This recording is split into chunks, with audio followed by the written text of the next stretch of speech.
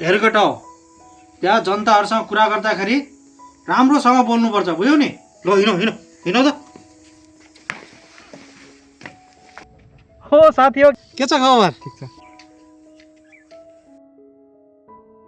साथी हो, यो पालि म उठेछु नि, थाहा छ नि यो गाउँबाट। थाहा छ। अब राम्रोसँग ख्याल गर्ने, मलाई नै भोट दिने, जिताउनु पर्छ है। त्यो क्याब लाउने त अर्कै पार्टीको हो नि। ए ऊ त आफ्नै मान्छे हो नि झन्। ए यहाँ त सर हेत्तेरिका ल है। के भयो र? हेत्तेरिका तिमी यसरी नाच्यौ के तिमी? अनि सुन त, तिम्रो फ्यामिलीको त्यत्रो नागरिकता म र मेरो पार्टीले होइन बनाएको भन त। अझै भएन भनेर तिम्रो त्यत्रो गाउँको पूजा ल्याइदिने को? म होइन त, ल भन त। हो हेर, यो पालि म उठेछु, मलाई जिताऊ, पछि त राजा तिमी त हो नि बन्ने। हेत्तेरिका कुरा बुझ न। ल कुरा बुझ्यौ होइन? अरू गाउँमा पनि जान छ क्या फेरि है, बुझिराख है। ल हुन्छ।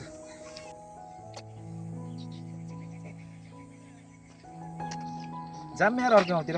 अरे टेन्सन नलिग यार, चुनावको माहौल हो, अझै कति आउने हो। जाम उतातिर जाम।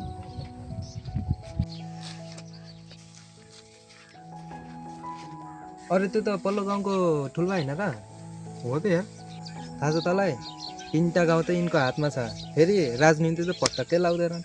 हो र? अनि जाम न त, केही कुरा बुझिन्छ कि? जाम न त, जाम त्यतै। ठुल्बा के भयो बाबु, किन बोलाएछन्? नमस्कार नमस्कार ठुल्बा। ठुल्बा। नमस्कार। होइन, के कामले आयो? के उनी बुवा घर बसेको नेताहरूले फोन गरेको गऱ्यो अरे, त्यो झाउलाएर हिँडेको। ए त्यसो हो? त्यसो भए यसो गरौँ न, ऊ त्यहाँ शीतलमा गएर बसेर चाहिँ कुरा गरौँ न त। ल हेर जा। ल हुन्छ ठुल्बा, जाम न त। हेर बाबु, हामी भनेको निम्न स्तरको मान्छे हो। आज कमायो आजै खायो, भोलि कमायो भोलि खायो। अब हामीले चाहिँ नि ग्यास सिलिन्डर चाहिँ नि किन्दाखेरि 19 रुपियाँ तिर्नुपर्छ। तिमीहरू भनेको त पार्टीमा लागेको मान्छे हो नि, हो कि होइन? ल भन त, तिमीहरूले त 1000 रुपियाँ पाउनु पर्ने हो नि कि कसो? कहाँ हुने नि बुवा, पार्टीमा लायो भन्दैमा त्यस्तो कहाँ हुन्छ अरे? त्यो त एउटा आस्था हो नि। हुन त हो नि बाबु, तिमी हामी सबैजना कुनै न कुनै एउटा पार्टीमा चाहिँ नि हामी आबद्ध छौँ।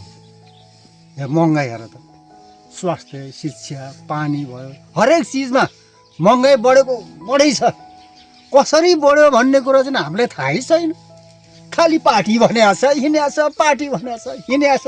त्यसरी पनि कहीँ हुन्छ र? हुन त हो नि बुवा, हामीले त्यत्रो कर चिन्छौँ, हिसाब किताबै छैन। त्यो बाटो हेर्नु त, यत्रो खाल्टो खुल्टिया भएन भने डिजल र पेट्रोल बढेको छ। त्यसैमाथि कुनै पनि खानेकुरामा गुणस्तरै छैन। हो त, हाम्रै यही स्कुललाई हेर त, हाम्रो पालामा कति राम्रो पढाइ हुन्थ्यो स्कुलमा। अहिले हेर त, त्यो स्कुलमा राजनीति घुसेर केही पढाइ छैन, केही पनि छैन। अहिले सरकारबाट चेक गर्नै आउँदैनन्, पढाएको बुझेछन् कि नै, पढिरहेछन् कि नै, केही मतलबै छैन। सबै चाहिँ आफ्नो आफ्नो पार्टीका छन्। उसले भनेको उसले नसुन्ने, उसले भनेको उसले नसुन्ने। ल हेर है, पहिला मै पढ्दाखेरि यो स्कुलमा 1500-1600 विद्यार्थी थिए। ल अहिले हेर त, 300 विद्यार्थी पनि छैनन्। पढाइ गतिलो भयो त यही स्कुलमा पढ्दा हुन् नि। मैले बाध्य भएर चाहिँ बर्गर चाहिँ नि बोर्डिङ स्कुलमा हाल्नु परेको छ मेरो नातिनीलाई। मैले बोर्डिङमा हाल्दाखेरि पैसोले चाहिँ धान्न सक्दैन। ल हेरे, अनि त्यहाँबाट चाहिँ मेरो छोरो चाहिँ उहाँ विदेश चाहिँ बस्नु परिरहेको छ। ल कुरोहरूले बसेछ र मेरो छोरै। हुन त हो नि बुवा, हामीले अहिले नै बुद्धि पुऱ्याइएन भने सधैँभरि महँगी र गरिबीको चपेटामा परिन्छ। हो, त्यही भएर यसपालि एकदम राम्रोसँग बुद्धि पुऱ्याएर चाहिँ भोट हाल्नु पर्छ। बुवा हजुरबाट धेरै कुरा सिकियो, अब हामीले ख्याल गर्छौँ। ल ठुल्बा, अब निकै अबेला भयो, अब जानु पनि पर्छ।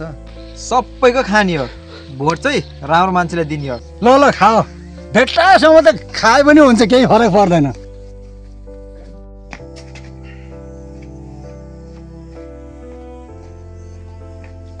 ओ केटा, यता सुन। यो पाराले हामीले जित्तेला जस्तो छैन हेर, बुझ्ने? अब दमडीले चल्छ यार, बुझ्ने? मान्छे किन्नु पर्छ। अब जा पैसा लिएर आइज। ओ सुन त, त्यो पैसा छ नि ब्यागमा लिएर नआइज। त्यो पेन्ट गरेको बाल्टी छ नि, हो त्यसमा हालेर ल्याइज है, सबले थाहा पाउँछन् क्या फेरि यार। हुन्छ दाइ।